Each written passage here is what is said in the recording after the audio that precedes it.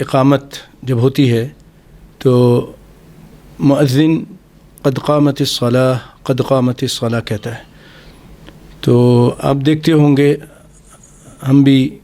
دیکھتے ہیں کہ بہت سارے لوگ اس کے جواب میں کہتے ہیں اقامہ اللہ و ادامہ.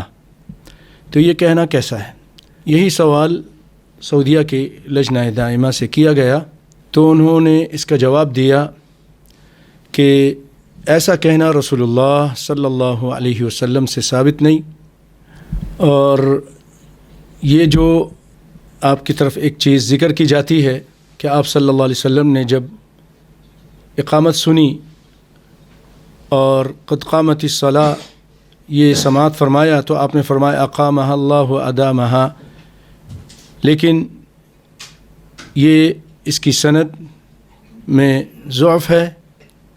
مجہول راوی ہے، اس کا کچھ پتہ نہیں ہے، تو یہ سند بھی ضعیف ہے، اس لیے اس پر عمل نہیں ہوگا، بلکہ نبی صلی اللہ علیہ وسلم کے صحیح فرمان جو صحیح سند سے ثابت ہے، جس میں آپ نے فرمایا قولوا مثل ما یقول المؤذن، تم اسی طرح کہو جس طرح مؤذن کہتا ہے. تو جب مؤذن قد قامت الصلاۃ قد قامت الصلاۃ کہتا ہے تو آپ بھی قد قامت الصلاۃ قد قامت الصلاۃ کہیں. یہ لجنہ دائمہ